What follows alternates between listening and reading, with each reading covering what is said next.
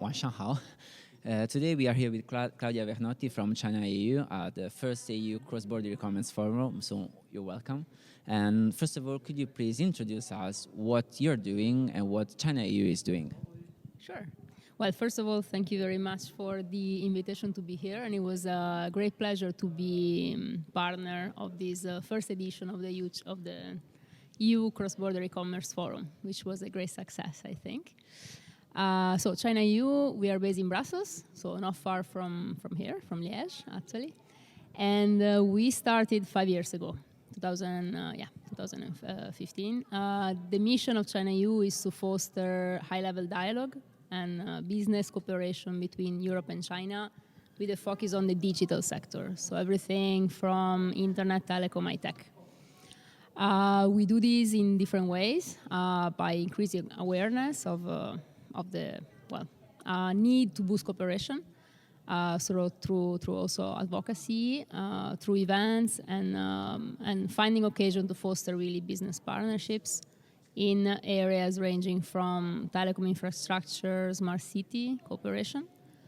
Then we also focus on entrepreneurship exchanges, namely to have, let's say, to better educate the Europeans about the opportunities to be in China, to look at China as a tech market or a partner for technology.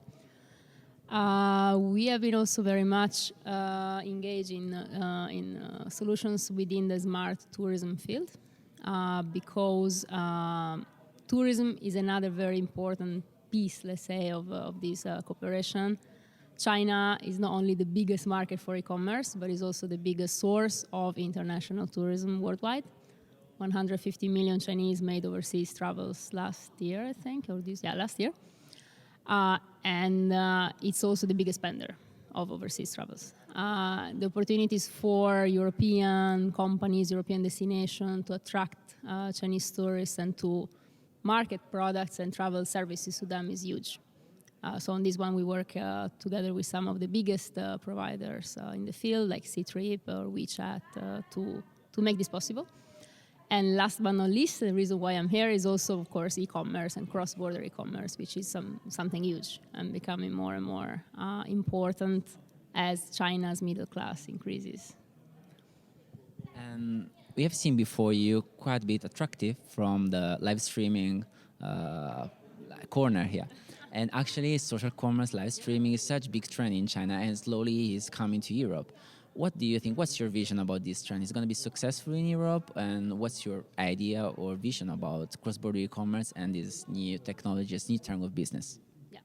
It was very, very interesting, actually, because I think this is probably something a very China, let's say, focused way of doing commerce. These KOL influencers online. And I think, by the way, the idea really to have a booth where you invite such an influencer to show how this is made is very interesting for the brands because it really inspires them to do the same and to really know what and how Chinese consumers are approached really in China. This is very important, I think, especially for the brands who do not have already maybe a name in China, so they have to create the brand from scratch. So if they go straight away maybe on Tmall, and we just heard from the speech of Jennifer that there are like 1.5 billion, I think she said, 1.5 billion products, right, on there. So I mean, how you stand out if nobody knows you? Either, okay, you invest a lot of money in marketing, but still. So maybe having an ambassador who can talk highly about your brand through their own channels, WeChat, Weibo, whatever, can be a way to have a first step approach. So that definitely it's very interesting. In our panel yesterday, also we had a speaker from D1M, which is a TP/agent who can advise global brands on how to approach Chinese consumers. And he also, said that obviously there are many channels one should consider, and definitely a mix of different solutions, maybe at the same time, could be the best way to approach the Chinese consumer. Cross-border e-commerce. I mean, now everybody is pretty much clear on the fact that e-commerce is getting more and more important. So we saw with with the shopping spree festivals like the Double 11, the Black Friday, and the Cyber Monday, and all that. And more cross-border is becoming a key part of this e-commerce part. So for example, Tmall, I think they had 22,000 foreign brands sold, to Chinese in that one day of the Double 11. So that means a lot of foreign players. And about cross-border, what's your idea about Belt and Road Initiative, this ChinaEU, this massive logistic infrastructure program where Beijing is investing a huge amount of money? It's trying to let maybe European countries join it. Do you think it's something that we should join as opportunity, or we should be afraid of? Well, our position in ChinaEU for sure is to look at this as an opportunity. It is an opportunity, as you said, because of the possibility to do trade between the two regions. We understand that, of course, this should be done in a way which is beneficial for both sides. I mean, it became very famous the fact that Italy was actually the first country in Western Europe to sign the Belt and Road MOU just this year. And of course, these got some reactions from different parties. Some parties, of course, were probably a bit scared of this. At the end of the day, this is something which has been negotiated in order to make so that it can be beneficial for both sides. And I mean, it's good to have a framework, obviously, that create obviously also the legal framework for the trade to be beneficial for both sides and reciprocal and all that. But generally speaking, obviously, it is a huge opportunity. I mean, for many brands today, especially, for instance, in the luxury sector, again in Italy, but not only in Italy, worldwide, China stands like 1/3, I think, of the market. So, I mean, it's very difficult to really ignore the interdependence with China. So I would say our vision is overall positive, but of course, it's always good to set the rules and make sure that also we encourage trade, let's say, also promoting the values of the European Union. This is what the new European Commission is really, really keen on doing. It's one of the 4 pillars is EU values in trade and all this. And this will be done, of course, by promoting the green, the sustainability, and all this.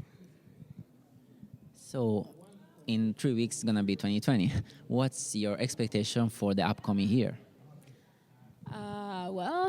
For next year, we personally, as ChinaEU, have a plan together with the Italian e-commerce consortium, Netcom, and in partnership with hopefully also with the European umbrella, which represents all the e-commerce associations of the European countries, e-commerce Europe, and together with CIF News, as we discussed, to focus in Milan and create what we named the first Europe-China Digital Commerce Summit, which would be an occasion to foster partnerships, again, leveraging the tools of digital.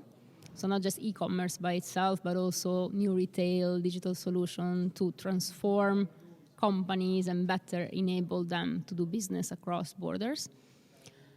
So this is something we're really looking forward to, and we would like to design best together. And it will be something that will be there will be a part of, let's say, high-level remarks also by the institutions, followed though by very specific technical workshops, and then opportunity for B2B meetings. So this is something we look forward to. And next, I would say also the opportunity for next year is to leverage the Shanghai Import Expo, which will be done at the 3rd edition, and it is also the signal by the Chinese government of opening, obviously, and wishing to boost internal consumption and so imports as an opportunity to attract more European brands to the country, And again, in our vision, of course, we'll always put digital in the center of all these. So thank you so much, Claudia, for your time, and see you next year in Milan. Yeah. That's so. Thanks a lot, and have a great day. Thank you.